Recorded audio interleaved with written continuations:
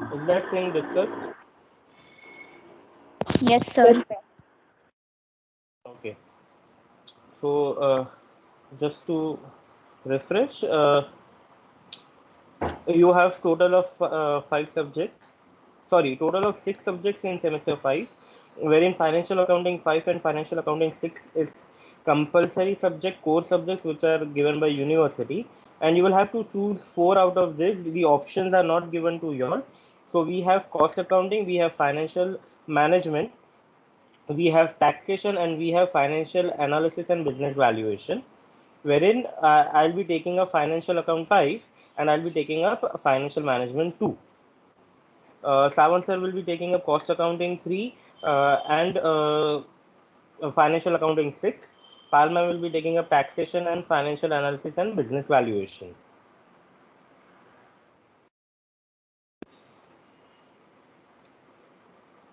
Now, let us first focus on financial accounting 5.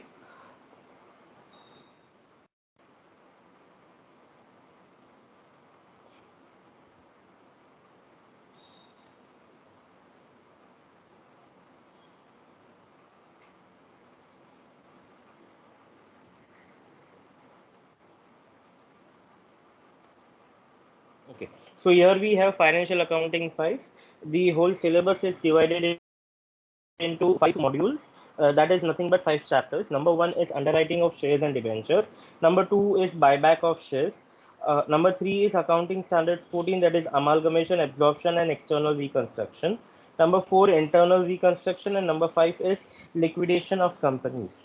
Now, let me give you a brief idea about each and every chapter, and they'll tell you the order in which we are going to complete the syllabus. We will start with first underwriting of shares and debentures. Underwriting of shares and debentures is nothing but, in simple words, if an initial public offer comes out, initial public offer, that is an IPO of a company comes out, as per rules and regulations of Companies Act and SEBI, the 90% of the number of shares which the company proposes to issue to the public has to be subscribed. If it is not subscribed, then the IPO fails. So for that, the promoters of the company, the owners of the company, would like to take up an insurance in a way that in whatever manner, but 90% of the number of shares to be allotted to public should be subscribed the people. Now that insurance in technical words is known as underwriting. Underwriting is nothing but, underwriting is a guarantee given by a underwriter to the company that if public do not take up shares, then he will take up. So this is all about the process of issuing shares, and in specific relation to underwriting of shares at the time of initial public offering. So maybe shares, maybe debentures, the concepts remain the same.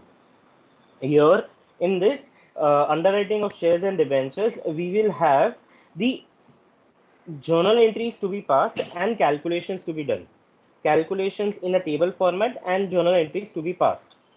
Majorly the chapter based on calculations. This is of the easiest chapter, but it is a little tricky in a manner that if you don't read the data given to you in the question correctly, then the answer may go wrong. In simple words, even if you don't understand a single comma, if I place a comma, then the meaning changes if the comma is there or if the comma is not there. Even in that the meaning of the whole question changes and the solution changes. You have to understand the question completely and then solve. Solving is extremely easy. The only thing is that you have to understand what is given to you in the question. Number 2 is buyback of shares. Buyback of equity shares. You cannot buy back preference shares. You cannot buy back debentures. Okay. Here we are focusing on buyback of equity shares. So here, when the company wants to buy back the equity shares, if there is lot of equity and the equity capital is not required, then company can buy back. So how many shares to be bought back, at what price to be bought back, and journal entries. That will be the focus in this chapter. Chapter number 2. Number 1, underwriting of shares and debentures. Number 2, buyback of shares. Number 3 is amalgamation. Amalgamation, absorption, external reconstruction. Now in this chapter, it is all about two companies coming together, forming another company, or continuing an existing company. I repeat, two companies coming together and forming a new company, or continuing an existing company. So the whole accounting of two companies coming together, forming a new company, or continuing an existing company, those adjustments, accounting adjustments, need to be recorded. So again, in amalgamation chapter, we will have journal entries and ledger accounts, as well as the balance sheet. Okay, I forgot to mention one thing, that in buyback of shares, you may also have balance sheet preparation to be done. Now, when I say company, when I say balance sheet, that's, I hope everyone remembers that there is a specific format which is issued by company law. Yes, do you all know about it? Have you learned about the format of the company last year? Semester 4 में था ना finalization of companies? Yes or no? Format था ना?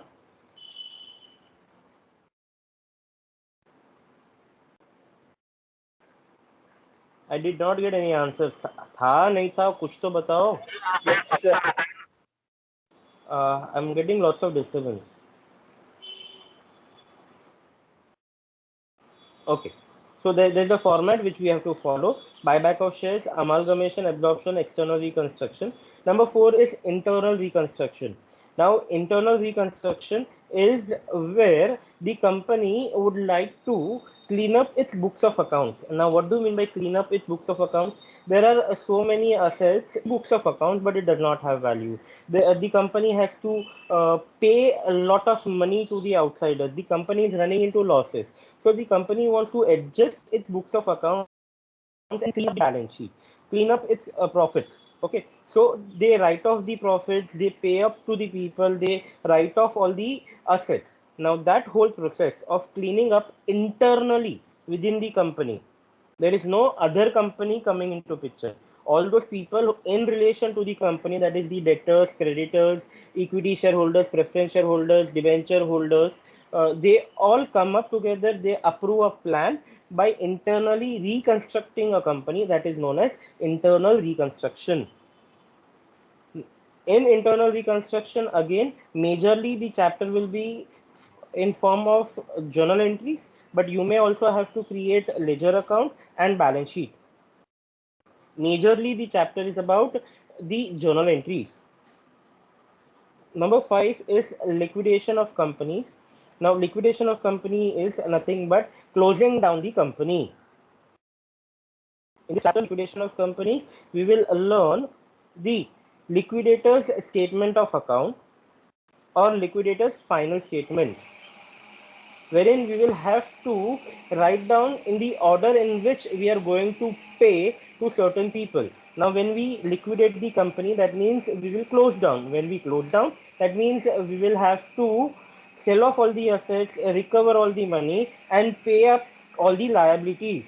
So the Companies Act has given the order in which the payment has to be done, the amount which has to be paid to certain people, that accounting or statement preparation, that is what we will learn in liquidation of companies. Now, these are the 5 chapters. Number 1, underwriting of shares and debentures. Number 2, buyback of shares. Number 3 is accounting standard 14, amalgamation, absorption, external reconstruction.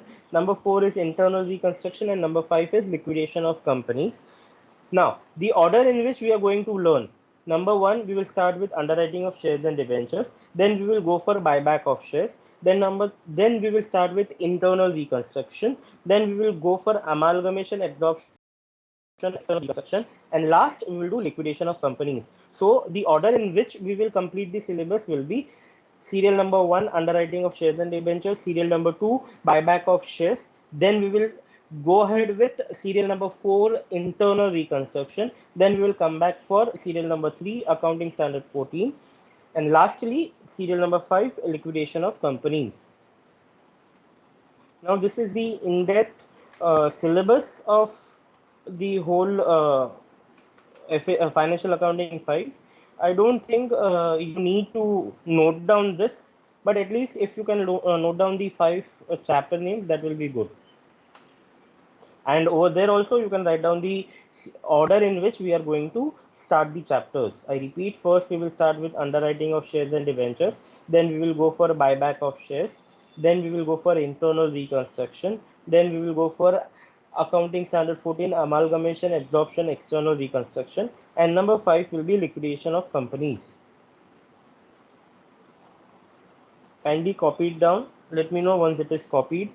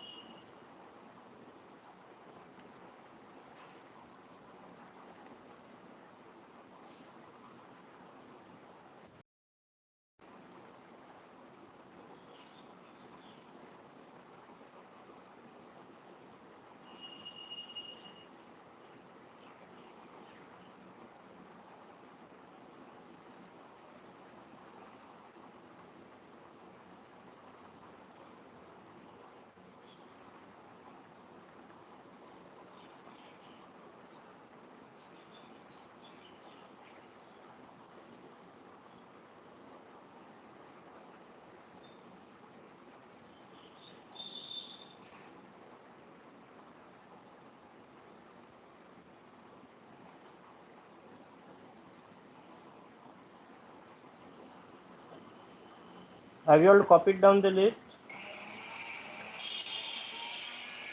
Done, sir. Yes, sir.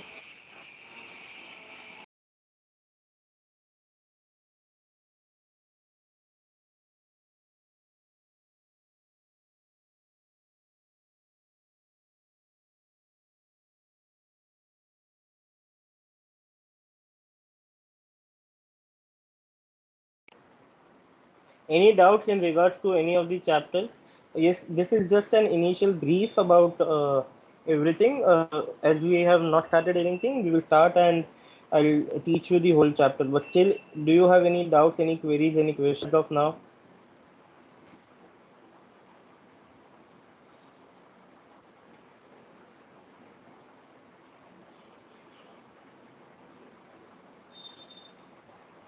No, sir. Okay.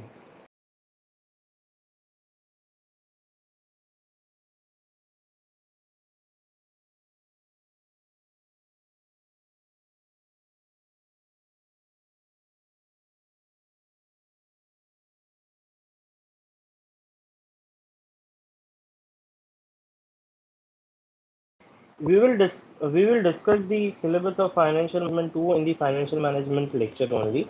Let us start with the chapter of underwriting of shares and debentures. Let me just open up that presentation and let's start.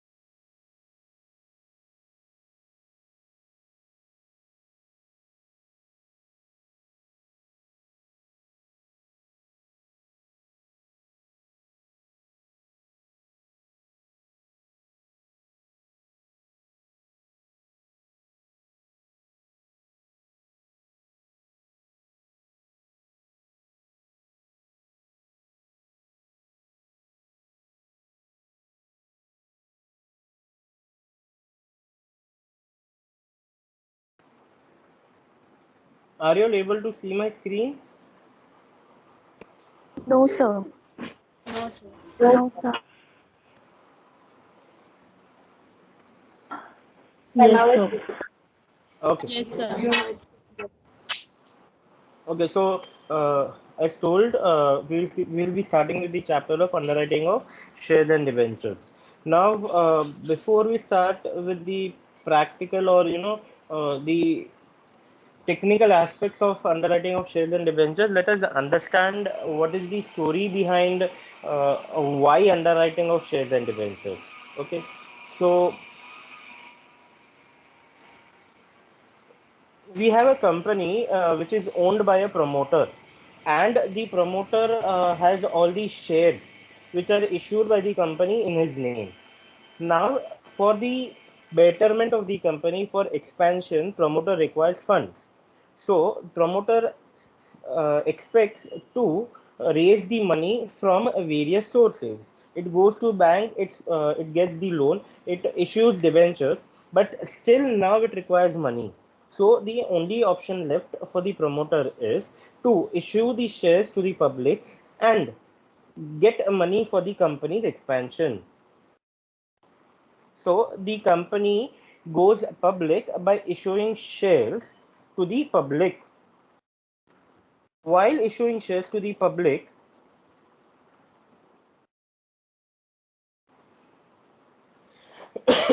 if the public does not subscribe to the shares, then the underwriter will subscribe to the shares.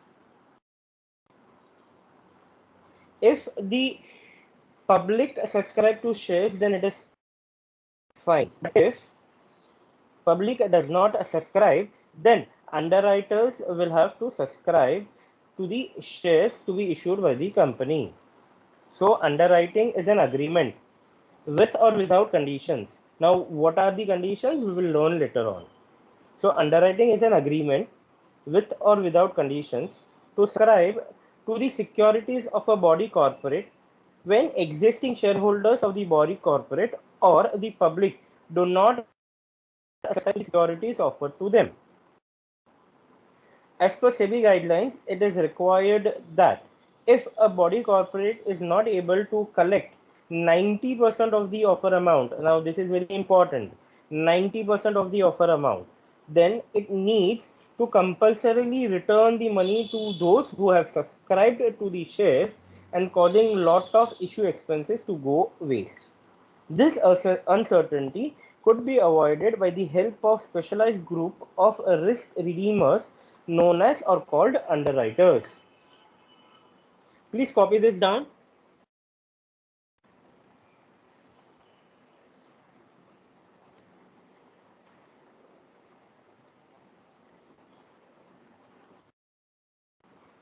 Underwriting is an agreement with or without conditions to subscribe to securities of a body corporate when existing shareholders of the body corporate or the public do not subscribe to the securities offered to them.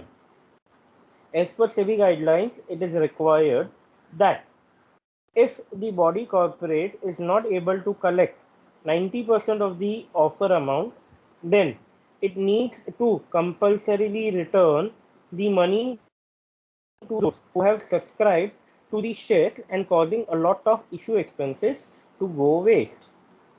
This uncertainty could be avoided by the help of a specialized group of risk redeemers called underwriters.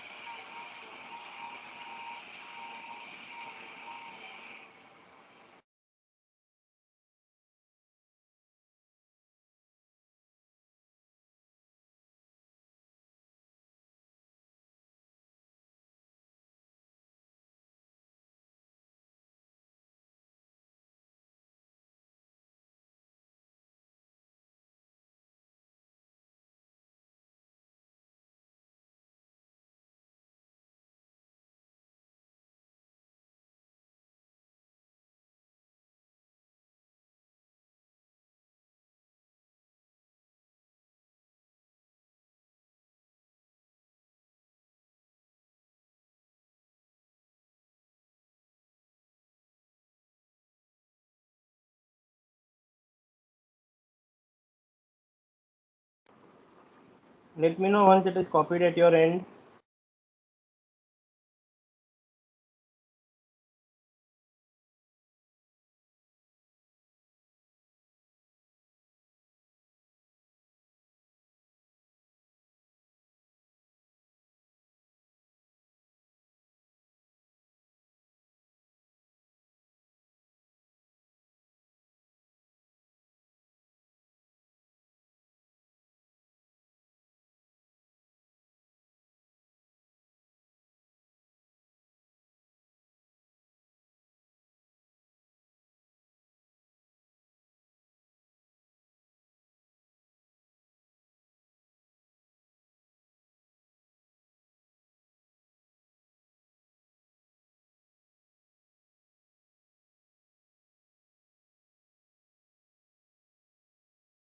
Done, sir.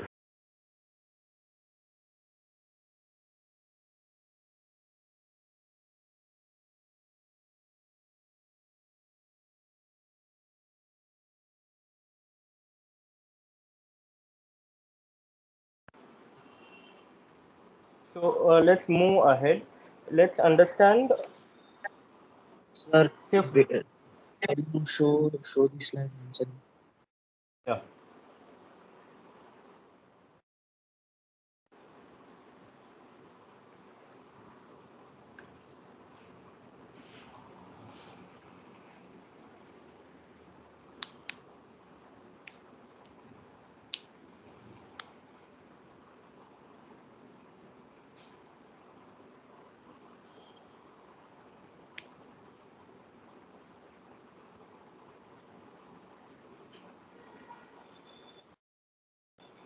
Okay, sir.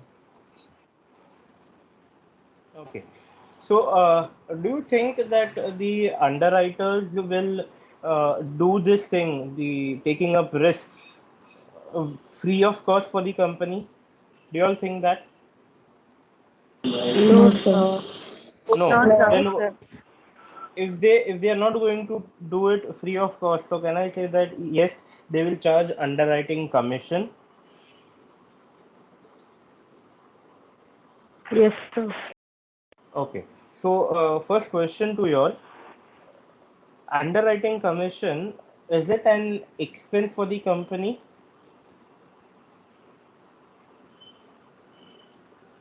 Yes, Is is Yes, sir. underwriting commission an expense for the company? Yes, sir. Yes, sir. yes, Yes, sir. sir. Yes, Oh, sir.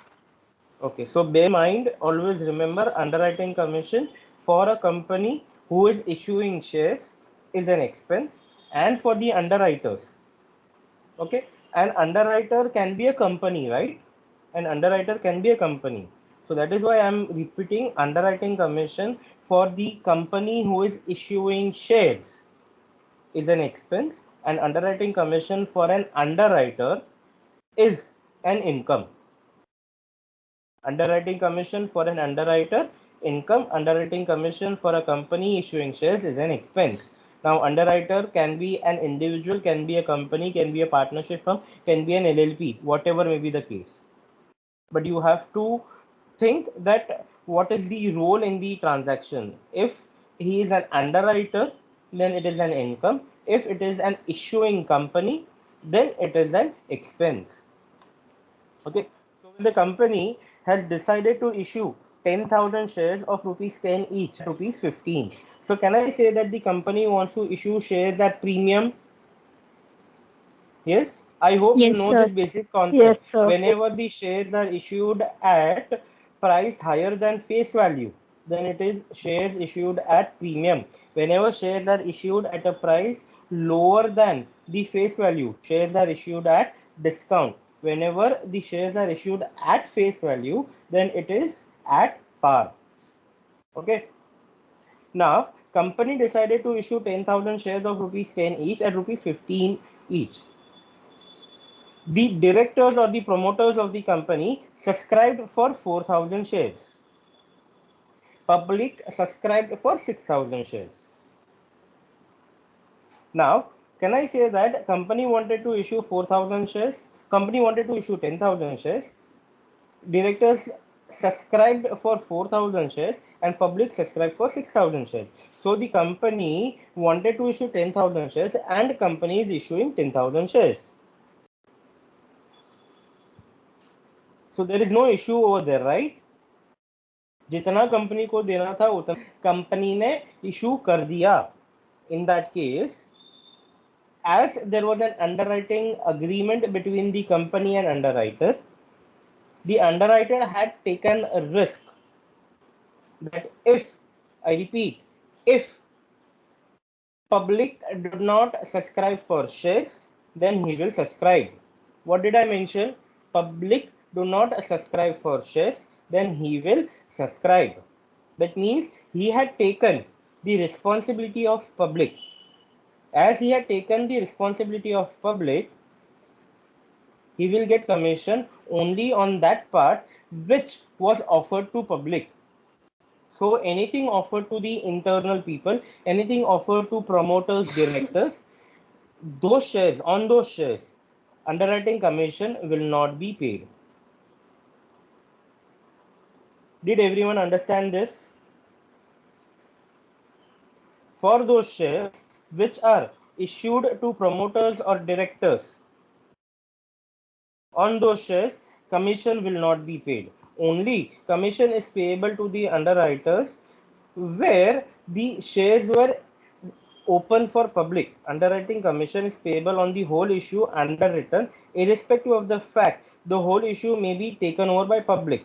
Commission is calculated on the issue price unless otherwise mentioned.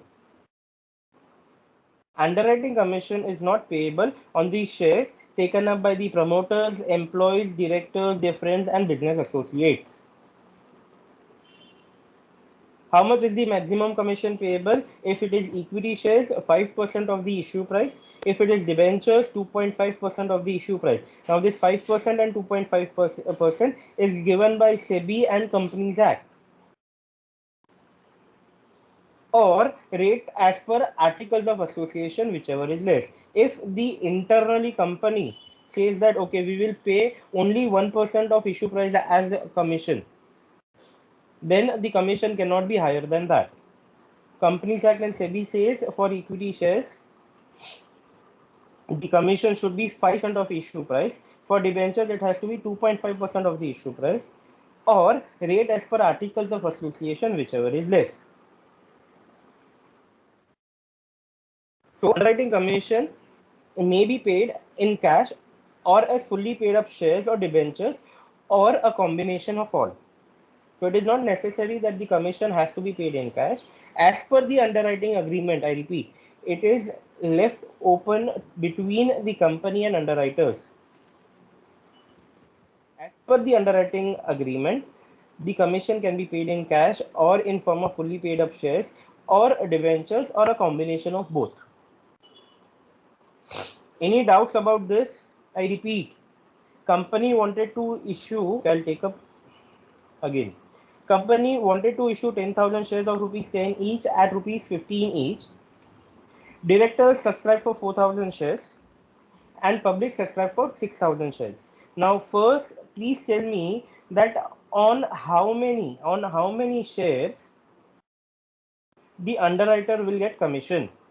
I want an answer from you all. 6,000. 6,000. 6,000 shares. Why 6,000 shares? Can somebody give me a reason? Because it is issued to the public. Because as per rules and regulations, all those shares which are offered to public, I repeat, which are offered to public, on that the commission will be paid. How much will be paid to the underwriter? Maximum 5% if it is equity shares, 2.5% if it is debentures, 5% and 2.5% of the issue price. I repeat, it is of the issue price. And here in the example taken, can I say issue price is rupees 15? So the commission will be 6,000 into 15 into the percentage as agreed upon, which will be maximum 5%. Underwriting commission is payable on the whole issue underwritten, irrespective of the fact the whole of the issue may be taken over by public. Commission is calculated on the issue price unless otherwise mentioned. If the agreement says that the commission will be calculated on the face value, if the agreement says, then the commission will be calculated on face value. If the agreement says that, if the agreement is silent, then it will be calculated on issue price. Underwriting commission is not payable on the shares taken up by the promoters, employees, directors, their friends, and business associates. Underwriting commission may be paid in cash or as fully paid up shares or debentures or a combination of all. I'll give you all 5 minutes for you all to copy down whatever you would like to copy from this slide.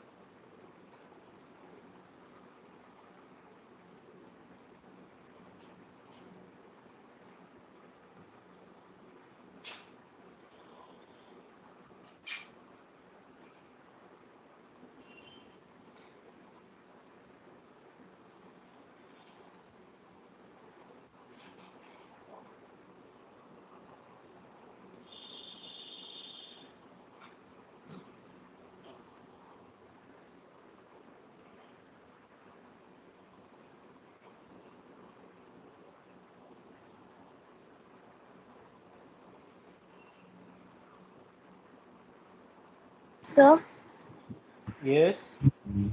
sir, could you please explain as fully paid up shares or debentures for commission? Can you just elaborate that thing? Yes. So for example, if the company is issuing some shares which are partly paid up, Okay. then in that case, the company cannot give shares, partly paid up shares as commission.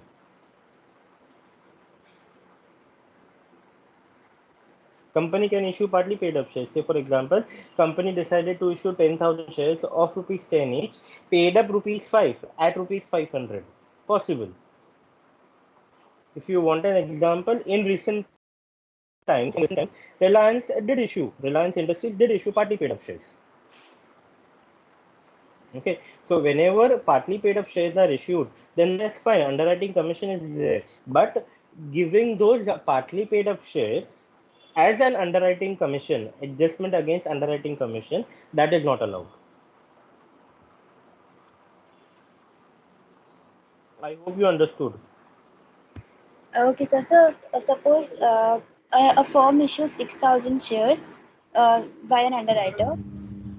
So if the underwriting commission has to be paid, if not in cash, so the underwriter can subscribe to those shares just like that. Uh, I'll come to that point.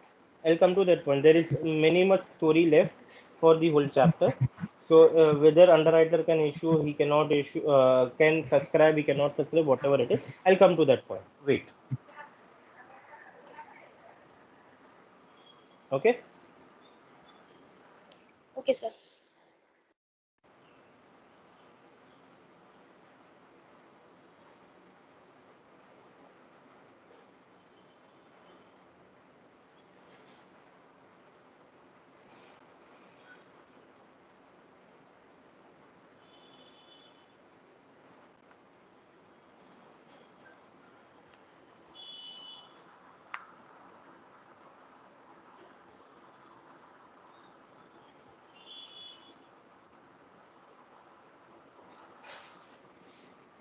Let me know once this is copied at your end so that I can go ahead.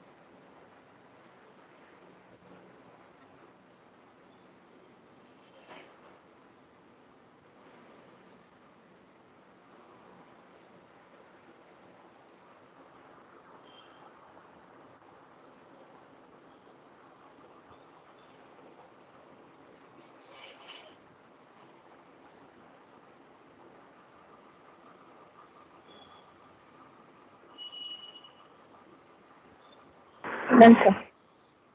Yeah.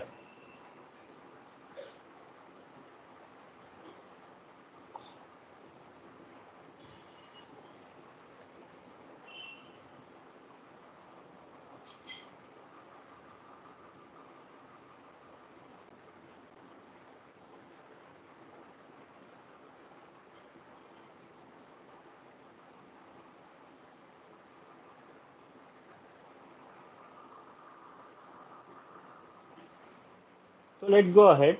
Let us understand types of underwriters first. Okay. So we will have two types of underwriters, that is sole underwriter and joint underwriters. Now, what is sole underwriter? Say for example, company decided to issue 10,000 shares. Then in that case, the sole underwriter is the person who will say that if public does not subscribe for shares, then I will subscribe. That is, when the issue is underwritten by only one underwriter, such underwriting is termed as sole underwriting. But if it is a case where if public does not subscribe for shares, then we will subscribe. That is, it is a more than one underwriter. Then it is known as joint underwriting or co-underwriting. The company may enter into underwriting agreement or arrangement with a number of underwriters. This arrangement is called joint underwriting or co-underwriting. An individual underwriter will be responsible only to the extent of shares underwritten by him. Okay, so say for example, in case of joint underwriters, we have three underwriters. Okay, that is underwriter A, B, and C. Company has decided to issue 1 lakh shares. A says that I am going to underwrite 50,000 shares. B says that he is going to underwrite 30,000 shares, and C says that he is going to underwrite 20,000 shares. then they are responsible for 50,000 shares, 30,000 shares, and 20,000 shares, A, B, and C respectively.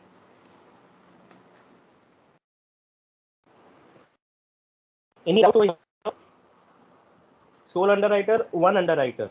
He is responsible for everything. Joint underwriter, more than one underwriters.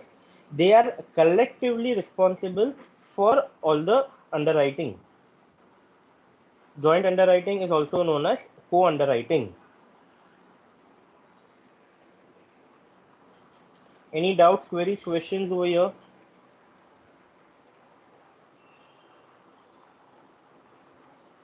No, sir. No, Copy it sir. down. Copy it down. Types of underwriters.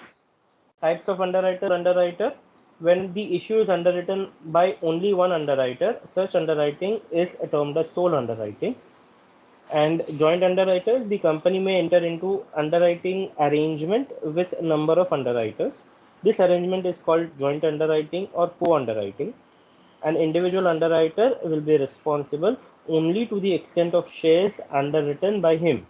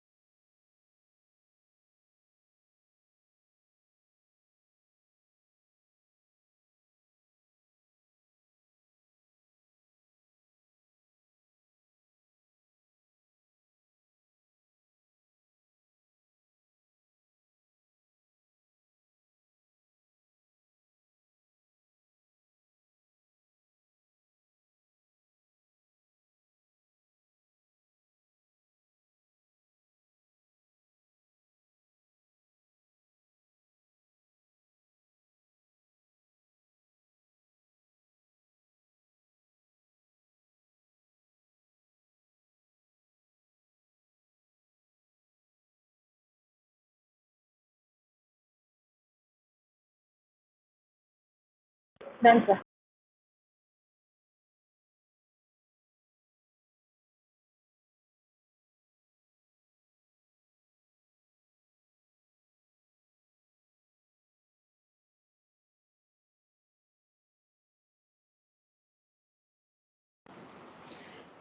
Okay, let's go ahead.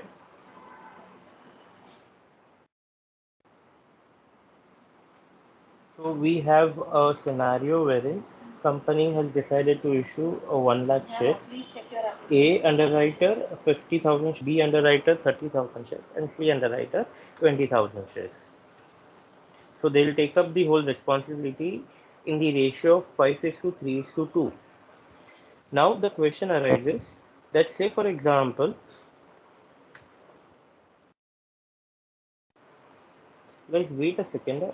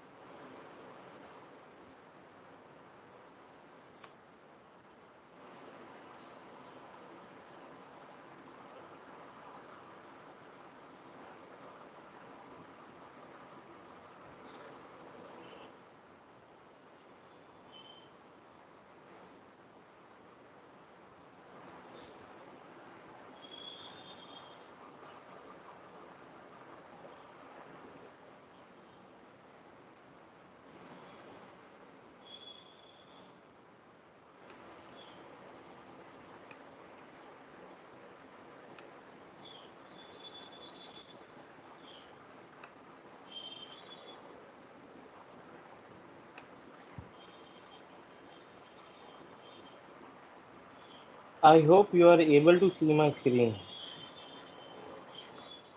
Yes, sir. Okay. Okay.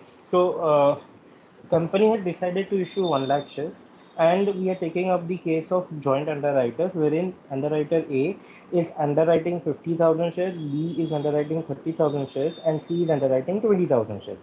And the company received applications for 1 lakh shares from the public. So the public wanted 1 lakh shares, company issued 1 lakh shares. Company paid the commission to A for 50,000 shares, B 30,000 shares, and C 20,000 shares. That's done.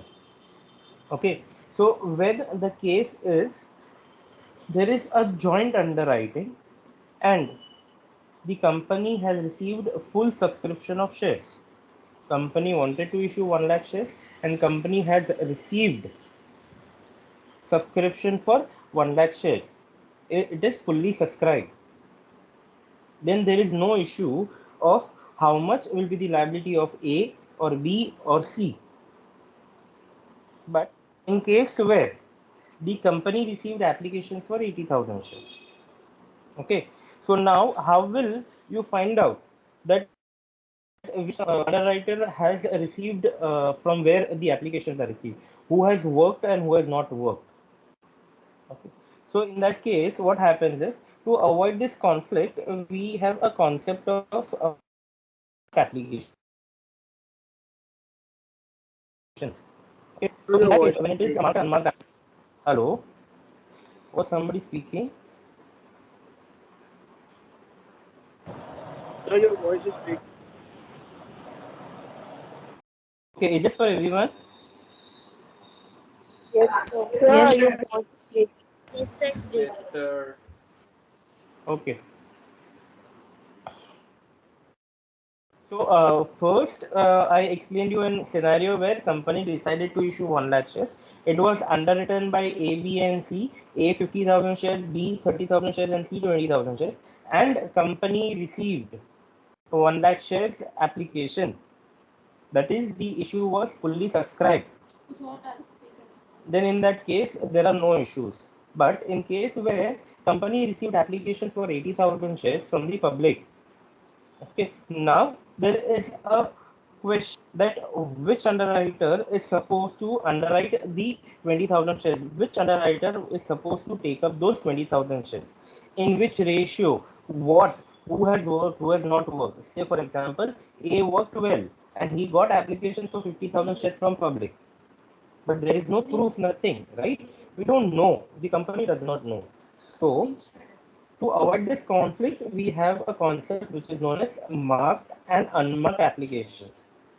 Okay, so let us understand what is marked applications and unmarked applications.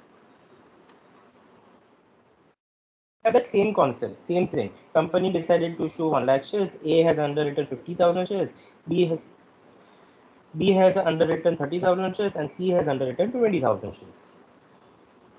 Same thing. Company has received application for 80,000 shares. Okay. So marked applications are those applications which bear the mark of underwriter. That means, can I say that when I read, okay, when the public subscribe for shares, it will fill up the form. When they fill up the form, on the form there is a mark of an underwriter. Okay, the underwriter will stamp that form. Okay, what will the underwriters do? They will go and they will tell public, okay, this is the good company, you should subscribe for shares, it is very cheap. And he will hand over a form to the public. When he hand over the form, he will stamp that form with his name. Okay, and when the public will fill up the form and give it to the company as an application for shares, company will sort out all the forms and will find out that how many shares did they get with the stamp of A, how many they got with the stamp of B, and how many did they get with the stamp of C. So can I say that based on the application forms received, they will get to know who has worked how much. So the application which bears the mark of an underwriter, may be a rubber stamp, may be a signature, may be some symbol, etc., etc., whichever is a particular identification mark of a particular underwriter is there on the application form, then that application is known as marked application. But sometimes what happens is that you go directly to the company, you take up the form and you fill up the form, and that application does not bear any mark of underwriter. There is no stamp or signature of a particular underwriter. Then in that case, it is known as unmarked applications. Okay. The total applications received are 80,000, wherein 30,000 are marked with A, 10,000 are marked with B, and 20,000 are marked with C. So can I say that out of 80,000 shares application received, we have marked applications of 30,000, 10,000, and 20,000. That is total 60,000. Balance, can I say that 20,000 shares are unmarked applications? So can I say unmarked applications is equal to total applications received minus marked applications? 80,000 minus 60,000, you will get 20,000 applications. Any doubt over here? The concept of marked applications and unmarked applications. Do not think much about the calculation. Just think about what is marked application, what is unmarked applications.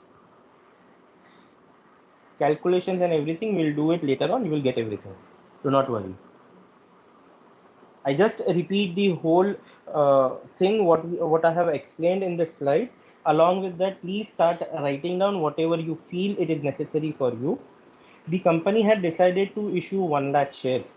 The total issue is of 1 lakh shares, which is underwritten by three underwriters, underwriter A, B, and C. 50,000 shares, 30,000 shares, 20,000 shares. And if the company receives application for 1 lakh shares or more than 1 lakh shares, over subscription, full subscription, then there is no problem. But if the company receives applications for lower than 1 lakh shares, then in that case we need to find out which underwriter has worked properly, which underwriter has not worked properly. That is, the conflict between the underwriters needs to be solved. For that, we have a concept of marked applications and marked applications.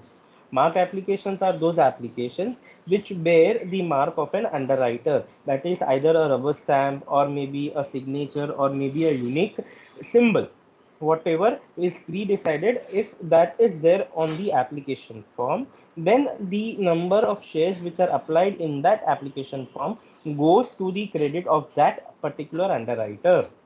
In the same way, if an application form does not bear the mark of an underwriter, then it is known as unmarked application. So in the given case, say for example, we received 30,000 mark application from A, 10,000 mark application from B, and 20,000 mark application from C. So can I say that out of total applications received 80,000, 60,000 are marked applications. So unmarked applications will be 20,000. Is that understood? Any doubts? Let me know. Till that time, you can copy it down from the slide.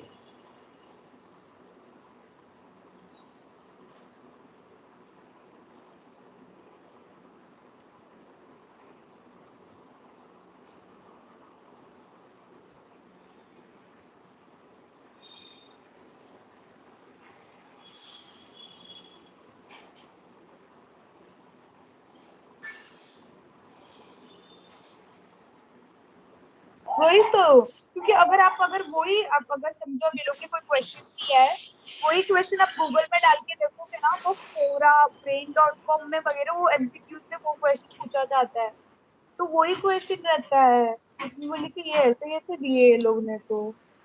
क्या हुआ? Hello,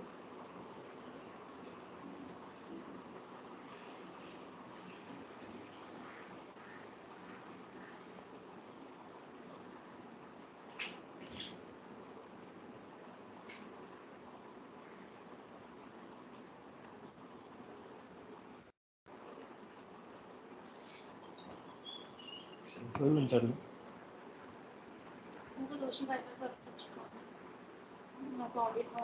Sir, Yes.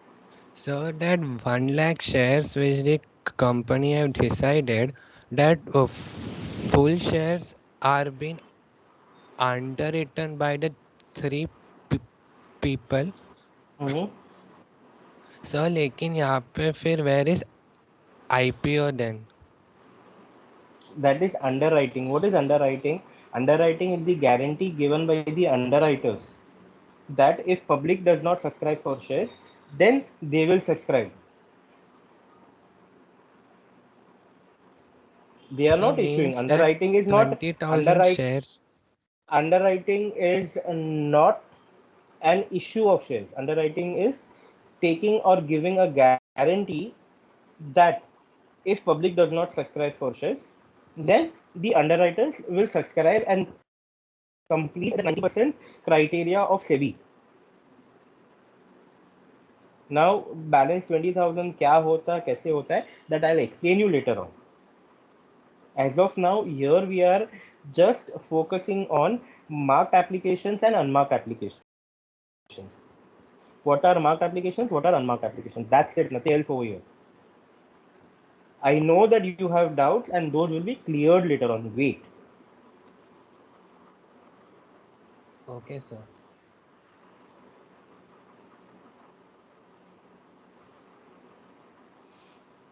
Is it copied at your end?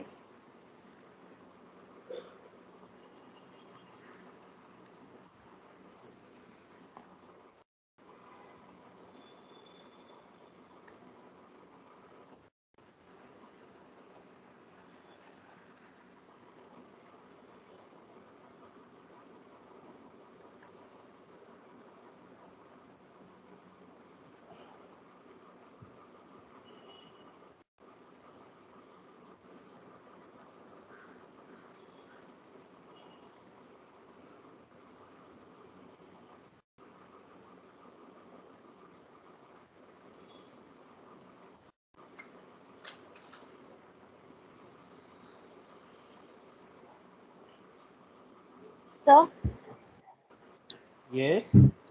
sir, is promoter subscription forms a part of unmarked application? Promoter's application not come over here. This is purely in relation to public. Okay, sir.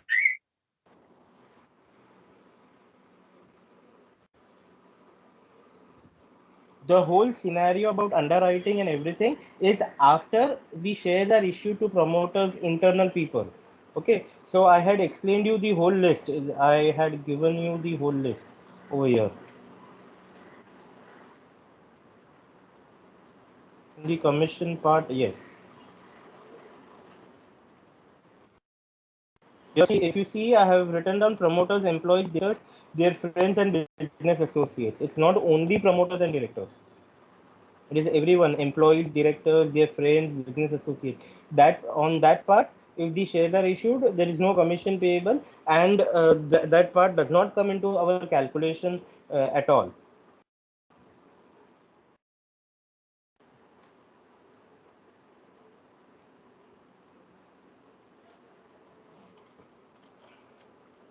I hope this much is copied at your end. Yes, sir. Yes, sir. Yes, sir. Yes, sir.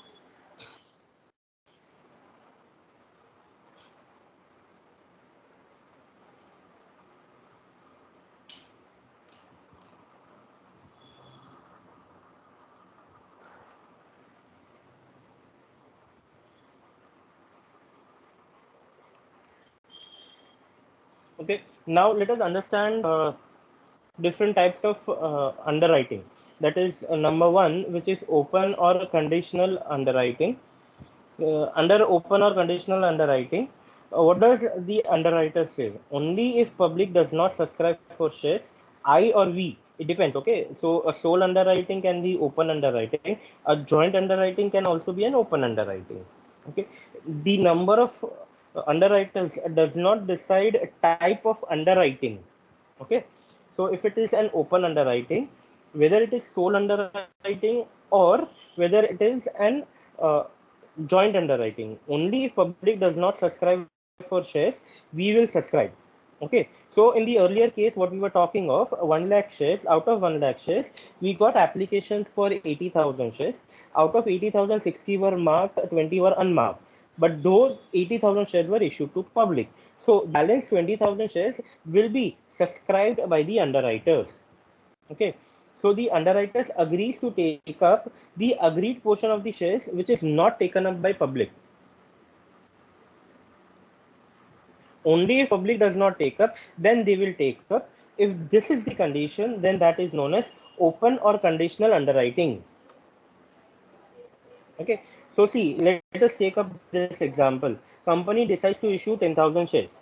Underwriters have underwritten, that is, underwriters underwrites 10,000 shares.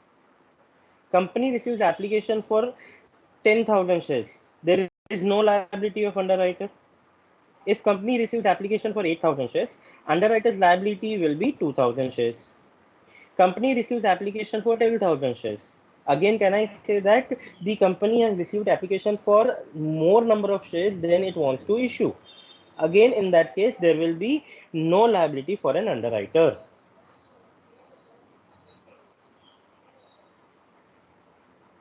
Okay, so open or conditional underwriting is something where the underwriter agrees to take up agreed portion of shares which is not taken up by public.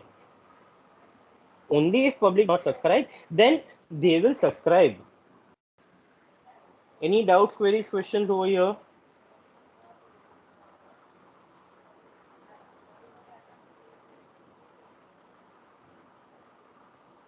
Sir, it means that if 10,000 shares are issued and public willingly subscribed 8,000 shares, then the remaining 2,000 shares will be taken up by the underwriters, right? Perfect. That is the second scenario which I have written down. See. Yeah.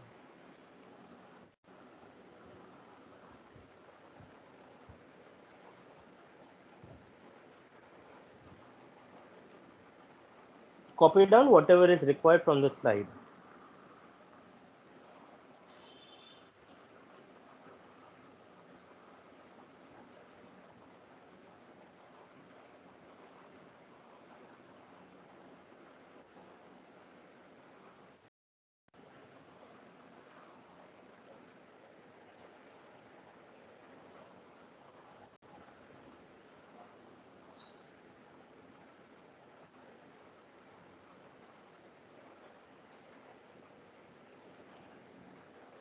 Should I go ahead? No, sir. Wait a minute. Yes, sir. Okay. So the next is firm underwriting. Okay. In firm underwriting, they say that along with public, we will also subscribe for shares. So the underwriters agrees to take up a specified number of shares, irrespective of the number of shares which are subscribed by public. Okay, let us take up an example and understand this. Okay, company decides to issue 50,000 shares. Underwriters underwrite 50,000 shares with firm underwriting of 5,000 shares.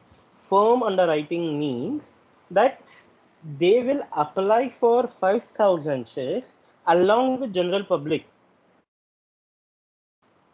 So the company has received application for 50,000 shares. Company wanted to issue 50,000 shares, and under scenario 1, company receives application for 50,000 shares.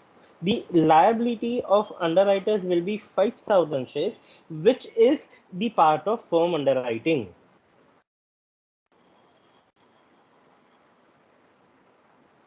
Under scenario number 2, the company receives application for 46,000 shares. Company wanted to issue 50,000 shares. Company got application only for 46,000 shares. So can I say 4,000 shares are not subscribed by public, and we have underwriters who have underwritten 50,000 shares. So can I say that 4,000 shares which are not issued to public will be issued to underwriters. So can I say in the given case, underwriters liability will be 4,000 shares which were not subscribed by public plus 5,000 shares which they had applied along with the public. And number 3, company receives application for 72,000 shares. So company wanted to issue 5,000 shares, but company got application for more than 50,000 shares, that is 72,000 shares. Under this scenario, can I say that the underwriter's liability will be 5,000 shares, which is the part of firm underwriting. Any doubts, queries, questions? Sir, in case of firm, the underwriter will not receive any commission, right? Commission will be received for full 50,000 shares. See, do not merge two things. Commission is on risk taken by them, and application of shares is based on how many shares which are subscribed by public. Whether the issue is fully subscribed, oversubscribed, undersubscribed, that does not matter for underwriting commission. Fully subscribed, undersubscribed, or oversubscribed matters for the liability, how many the underwriters will have to take up the shares of the company. That matters over here. If you see number 1, scenario number 1 is fully subscribed. Scenario number 2 is undersubscribed. Wanted to issue 50,000, got applications of 46,000, undersubscribed. Number 3, wanted to issue 50,000, got application for 72,000, oversubscribed.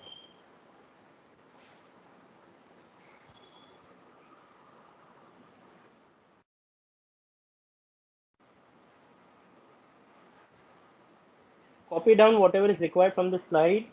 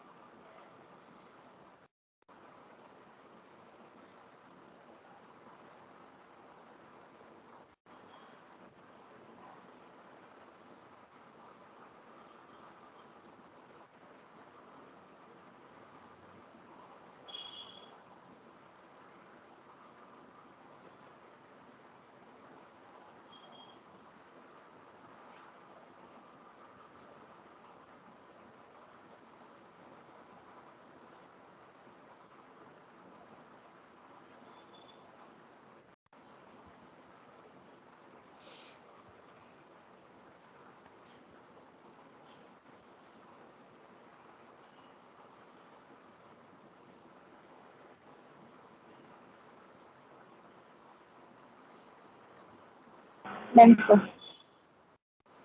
Okay.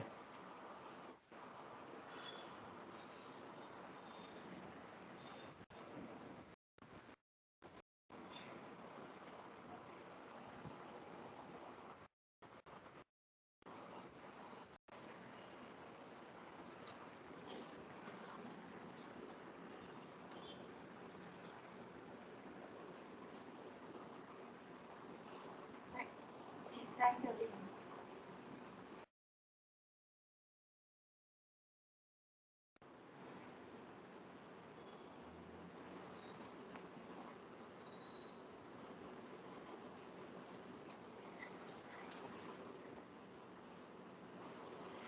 Okay, so now we have a case where it is full underwriting. Full underwriting means the underwriter or all the underwriters take a full guarantee.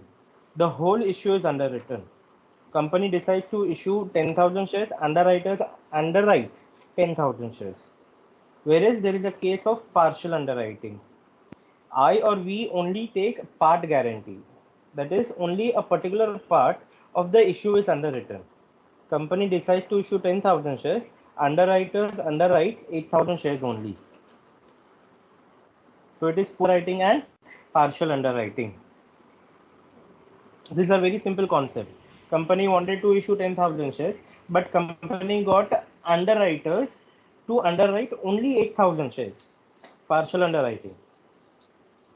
But in full underwriting, it is company wants to issue 10,000 shares and they have got underwriters which will underwrite 10,000 shares. That is known as full underwriting.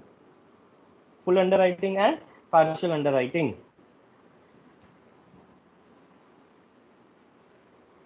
Copy it down.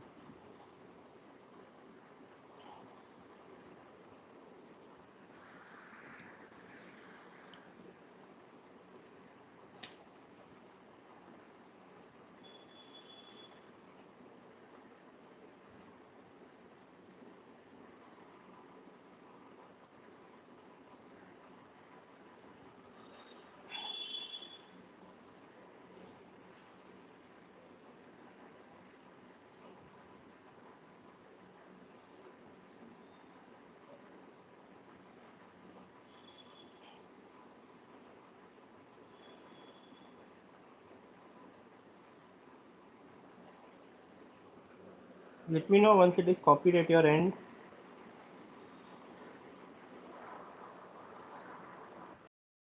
Done, sir.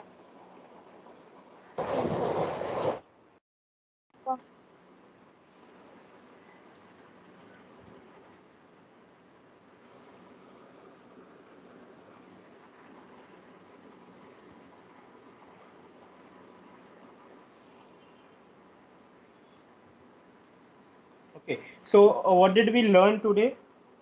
We started with the concept of underwriting, underwriters, and we learned that underwriter or underwriting is an agreement to take up shares if those are not subscribed by public. Why is it necessary? Because as per SEBI rule, 90% of the shares which the company intends to issue needs to be subscribed. Otherwise, the IPO, the initial public offering, is a failure. So, underwriter gives an agreement or guarantee which will help a company to successfully float an IPO. We discussed about underwriting commission, wherein underwriting commission is given only on the risk taken. The underwriting commission will be maximum 5% for shares, maximum 2.5% for shares, but it will be paid 5% or as per articles of association, whichever is less. If the underwriting agreement is silent, then the commission will be paid on issue price.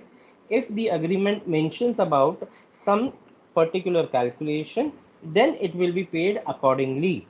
It can be paid in form of cash, shares, debentures, or combination of cash, shares and debentures. But whenever shares and debentures are issued, those shares and debentures should be fully paid up. Then we learned about types of underwriters, wherein we learned sole underwriter and joint underwriter. Sole underwriter is I, one person, wherein joint underwriters it is we, more than one underwriter. Types of application: marked application which bears the stamp of an underwriter, unmarked application which does not bear any stamp of an underwriter. We learned about open or conditional underwriting, wherein the underwriter will subscribe for shares if the shares are not subscribed by public. Under firm underwriting, the underwriter will subscribe for shares along with general public, plus if any shares which are not subscribed by general public will be taken up by the underwriter. And lastly, we learnt about full or partial underwriting. Full underwriting means the number of shares which the company intends to offer to public is fully underwritten, that is known as full underwriting. And if the underwriter does not agree to full number of shares but a lesser number of shares, then that is known as partial underwriting. Now this is the summary of what we have done today. Any doubts, queries, questions?